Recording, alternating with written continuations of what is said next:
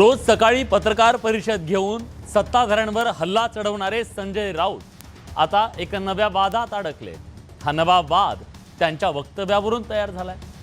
सिरियातल्या राजकीय परिस्थितीशी संजय राऊतांनी भारतासोबत अवास्तव अशी तुलना केली। त्यावरून सत्ताधाऱ्यांनी संजय राऊतांवर सडकून टीका करत त्यांचा समाचार घेतलाय।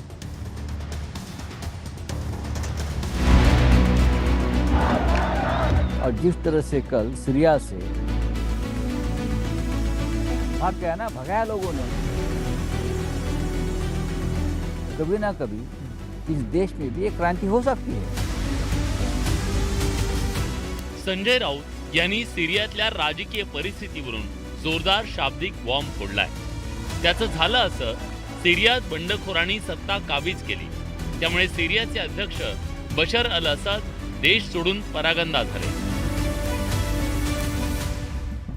अल असद कुटुंबियांची सिरियावर 1970 पासून सत्ता आहे, तर बशर अल असद 24 वर्षांपूर्वी सत्ताधीश बनले।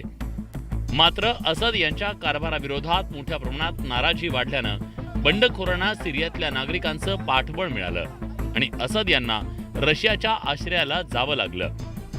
हाच धागा पकडून संजय राऊत यांनी वडाची साल पिंपळाला लावण्याचा प्रयत्न केला। कभी ना कभी उनके सहनशीलता का अंत हो जाएगा। और जिस तरह से कल सीरिया से वहाँ के प्रेसिडेंट, क्या उनका नाम, बदर, देश छोड़ के भाग गया ना, भगाया लोगों ने, छोड़ के चल। कभी ना कभी इस देश में भी एक क्रांति हो सकती है। संजय राऊत यांनी केलेल्या क्रांतीच्या वक्तव्यावर सत्ताधाऱ्याने जोरदार पलटवार केलाय। आपल्या देशातही अराजकता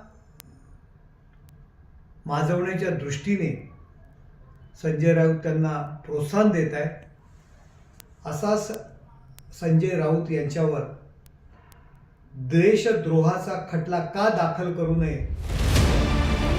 भारतीय जनतेनं लोकशाहीचा अंगीकार केलाय। भारतीय नागरिक हुकुमशाही खपवून घेत नाही।